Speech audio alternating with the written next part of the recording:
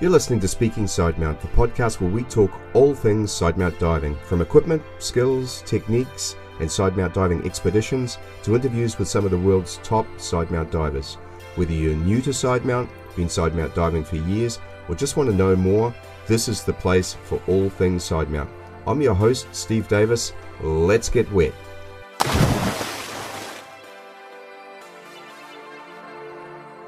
Hey, welcome to the very first episode of Speaking Sidemount. My name's Steve Davis, and I am really excited about this project. I've been working on it for some months now, and I'm just totally buzzed to be finally making the vision for the podcast a reality. For the many who don't know me, I'm based in New Zealand, hence the accent. I hope most of you can at least vaguely understand me. I'm a specialist sidemount diver and instructor, and by specialist I mean I dive exclusively sidemount. I don't treat sidemount as a tool to be used on dives that require the configuration, but rather I enjoy the benefits of sidemount on a whole range of dives, from boat diving to shore diving, open water recreational to deeper decompression trimix dives. I'm also a cave diver, and so I'm using sidemount in overhead environments, and one of my great passions is wreck diving, so you'll see me plenty of videos that we put out wreck diving in various parts of the world. I run my business Sidemount Pros out of New Zealand, which you can check out at www.sidemountpros.com or on our Facebook page and YouTube channel under Sidemount Pros. I'm an author, having written the book The Canterbury Wrecker Diver's Guide, which is a book specifically about one of the best and most accessible wrecks here in New Zealand, HMNZS Canterbury, a former naval ship on which I served. And for those interested in more on the book, it's available via Amazon USA for our international listeners, and also via the Sidemount Pros website for any of you that are here in New Zealand.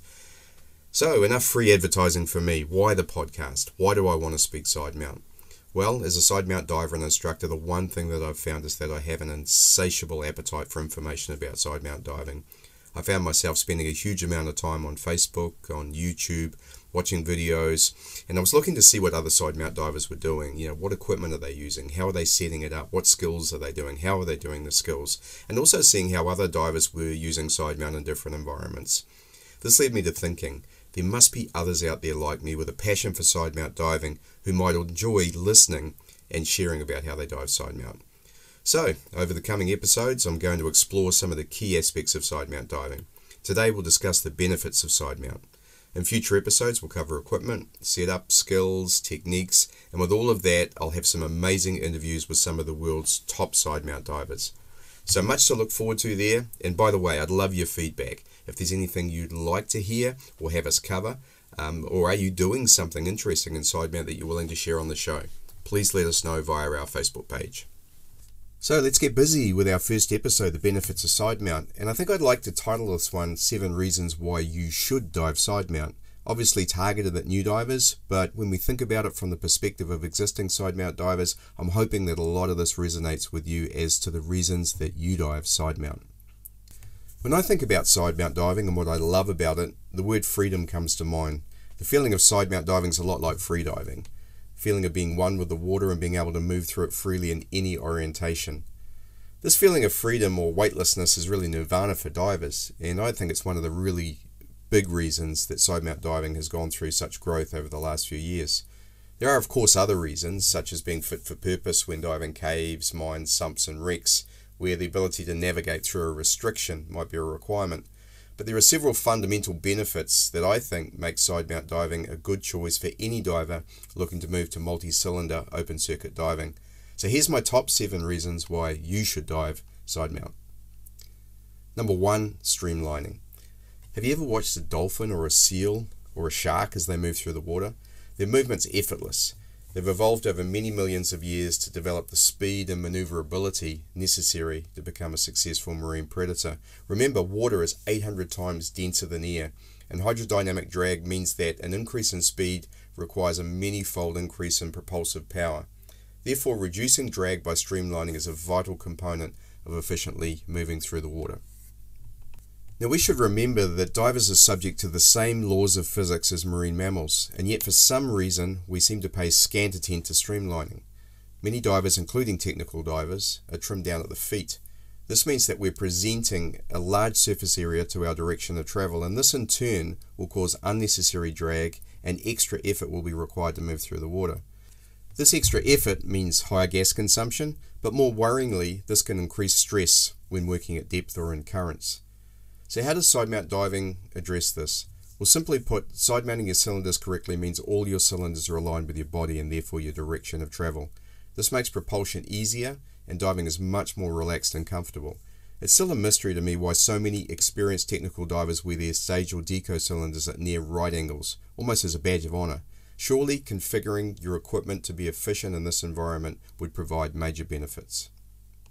Reason number 2, trim. Trim refers to the forward-back orientation of a diver and is usually referenced as in trim, head down, or feet down. Correct horizontal trim is a basic diving requirement to move efficiently through the water. Good trim is a function of correct weighting, correct positioning of this weight on your body, and the positioning of your gas in your BCD or dry suit. Now, while good trim can also be achieved in back mount diving, correct horizontal trim is the hallmark of a competent side mount diver. I believe this is primarily due to the pro-trim effect of having your cylinders at the sides of your body, allowing them to more closely align to your center of gravity and buoyancy. Reason number 3, balance. With your cylinders side mounted, they are either side of your torso. Regardless of your orientation, the resultant of your center of gravity and buoyancy is always going to be near the center of your body.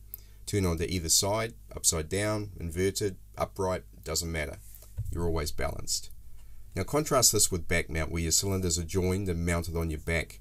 Turn on your side and you will create a large moment of force wanting to turn you further to a back down orientation.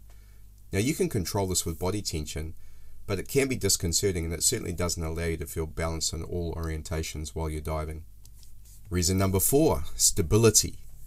Now I believe stability is a function of trim, balance and buoyancy control. Being stable means being able to relax almost completely and to stay in trim and balance. It's the resultant state when the force of gravity is completely balanced by your buoyancy while in trim. You are truly weightless, but more than that, you are a stable platform, and now you can complete tasks or skills while holding your position or in the water column.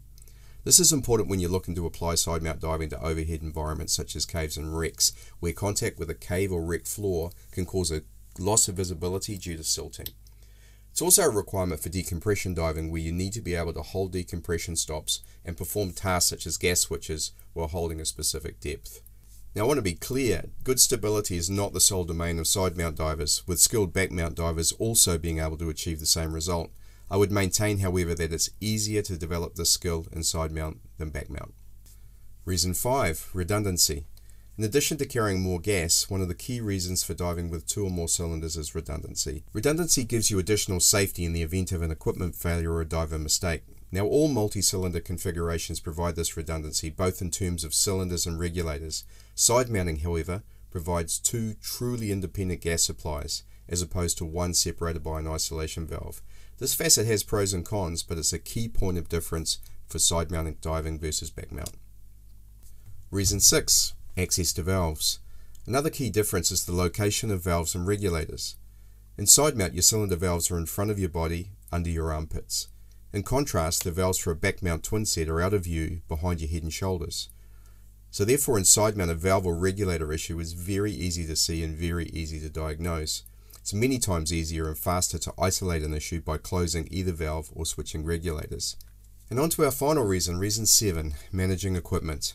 Managing each cylinder individually in side mount, both in and out of the water, means side mount is easier for those with back or shoulder issues or who struggle with the weight of back mounted doubles.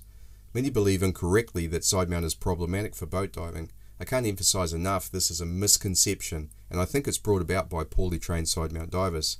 There should be zero difference between a back mounted doubles diver and a 2-cylinder side mount diver on a boat, except that it's actually easier to stow side mount cylinders on a boat than it is a twin set.